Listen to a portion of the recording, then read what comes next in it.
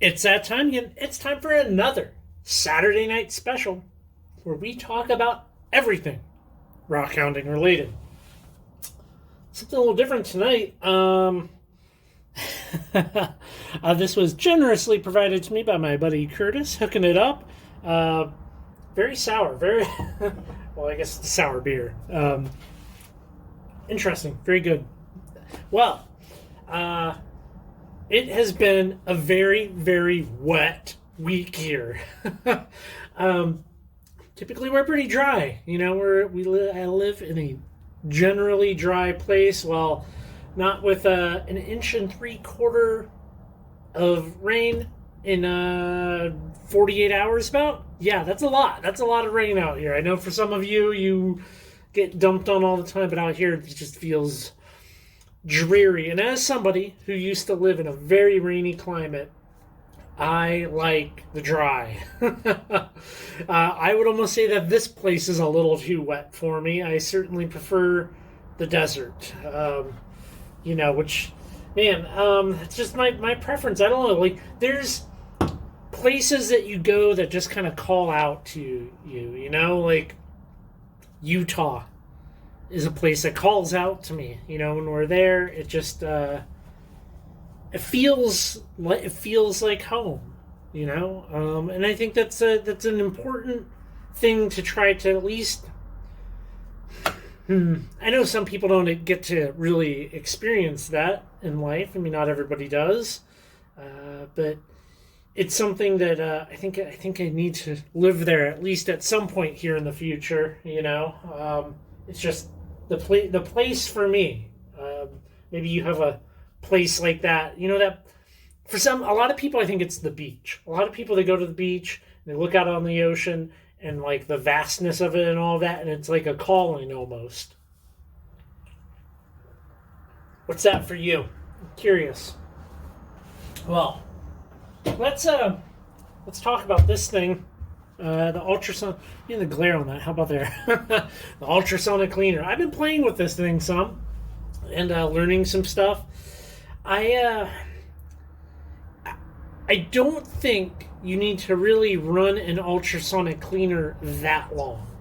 So I'm finding that most of what comes off of a rock when I put it in there comes off relatively quickly. Like if I put a dirty rock in there that I've thoroughly cleaned otherwise, if you take something and, like a thunder egg or whatever the thing is that you're putting in, and you've scrubbed it, and you have done like a textile gun or a water pick, if it's going to come off, it seems like everything comes off in the first like 2 to 5 minutes, and then if you wipe it out and you put the rock back in, it doesn't seem like you get a whole lot off. So it seems that's just my anecdotal experience. I haven't thoroughly tested this. I'm just kind of sharing some thoughts with you.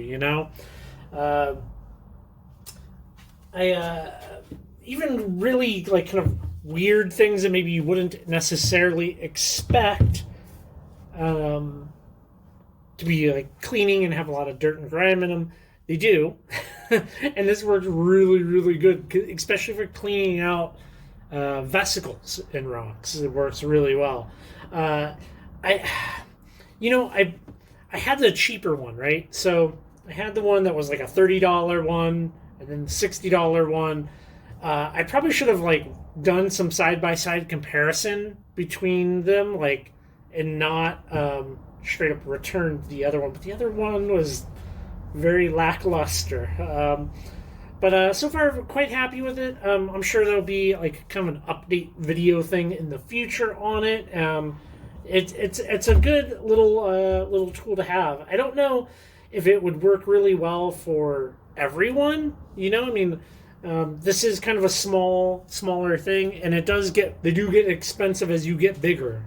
So I definitely have rocks out here that would not fit in this at all. Because you're not just fitting it into the whole thing. Like it's got to be kind of suspended for the most part. So you're actually fitting it into a little basket.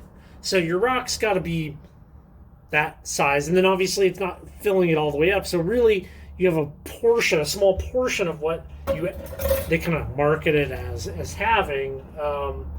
That said, there's some very specific instances where I think it's good, and we're going to be doing some testing here in the future with getting cerium oxide out, because I think that's mostly the thing, right? Like, not a lot of people are really into like the weird micro minerals and stuff like that this excels at. I think more people are into polishing rocks and getting that residual polish, whether it be cerium oxide that's pink, cerium oxide that's white, tin oxide, chromium oxides. These things, they all want to clean your rocks. You don't want them, especially like cabochons, things that you're going to maybe sell, stuff like that. Let's talk about the blades. The $4 lapidary blade. Hopefully you watched that video. I think it's actually pretty good. So, I have been doing more cutting with it, and I've actually cut a decent amount of stuff, and it's good. Like, here's a couple of things that I've learned. Usually when you're buying a more expensive blade, what you're paying for, right, is you're paying for more diamonds. Diamonds basically go up to right there, and diamonds go basically right up to right here. So you're pretty much just buying diamonds. Now, for a lot of people, these blades will last a very, very long time. Most people don't cut for 10 hours a day. These blades that are basically a disposable blade, right now I've averaged out all of the cuts that I've done on this, and I've brought my $4 blade down to about 9 cents per cut. And it's still like a perfectly good blade. Like, it's going to cut a lot more. So yeah, I mean, the proof is in the test. It's not the best blade in the world. I don't think anybody's expecting a $4 blade to be the best blade in the world. But I'm finding more similarities amongst all the lineup of blades than I am differences. I mean, there's exceptions, but yeah, for the most part, things are more similar than not. I know people like to think that when you buy that MK blade, it is somehow inherently better than a cheaper blade, and I'm just not finding that to be true in the testing. So, at some point here in the future, there will be a more in-depth analytical breakdown of these things. We're still definitely in the tested out phase. This rock. Okay, so this rock is actually really, really cool. I broke a piece off of it. My buddy Sean here in town, some of you probably follow him on YouTube, and he does more on TikTok now. Sean, the Rock Dad.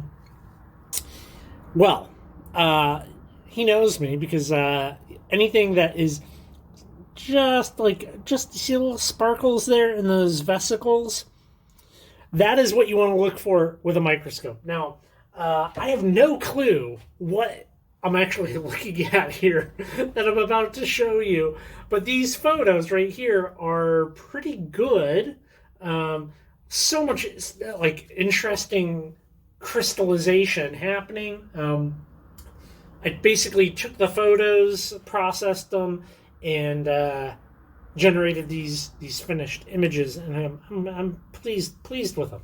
So I don't know what the structures are really that you're looking at here. They're almost a little too small for my microscope setup, and but very intriguing, especially since this comes off of a road cut area. And it's something that I'm going to probably be investigating more in the future. I mean, who knows what else is just in this one big rock as I break it up and get some nice little chunks out of it. Is it going to be just like this super interesting thing? Like, the variation amongst the vesicles is quite great. And then obviously I have the basalt. That's basalt. So based upon that and the geographic location, I'm leaning towards zeolites, but I'm not 100% sure. I have to like seriously do some staring at books and structures, crystal structures, because that's how I do it. I do everything based on crystal structure. I don't have any of the other tools at my disposal for analyzing stuff of that size.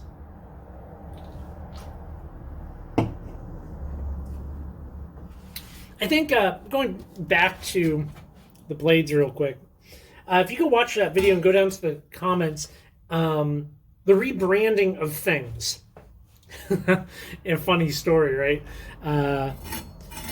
I used to work at a coffee roaster, and we rebranded coffee all the time. Like, you could start, I don't know, Larry's Coffee Company, and you don't have a coffee roaster, so you contact a coffee roaster, and you basically would take those roasted beans and throw them in Larry's coffee bags, and you would sell them as your own brand, even though it's just like we did that for maybe like 10 or 15 companies, and it was interesting to always see the price range. But in the comments of that video, other people mentioned like the rebranding of stuff and how so much is just kind of, it's the same thing. It's the same thing. Let me show you real quick. I'm gonna grab another blade here that is a name brand being sold. Okay. So,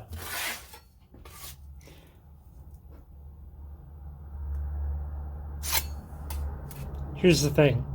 These are both jingling blades. I paid $4 for this one, and I paid $9 for this one. I could have got this for $4 on Amazon. So, you know, people buy them and slap their own little sticker on, and then they put them up on their website to sell, and that's just, you know, sad state of affairs that people get duped by it. But I like to think that the Lapidary Blade playlist here on the channel has saved people a bunch of money. I feel good when I hear those comments from people. You know, I love it when people compliment the channel and the videos and the website and all of that, and it feels good. But what really feels good is when somebody said, oh, I stopped throwing out my blades because now I peen them with the file, or, oh, I didn't realize whatever about blades, and now I save some money. Like that's like the ultimate compliment. More money in your wallet. So, speaking of blades, talking a lot about blades tonight. Well, one of the reasons we're talking so much about blades is the importance of cutting rock. Okay, let's just talk about that for a sec.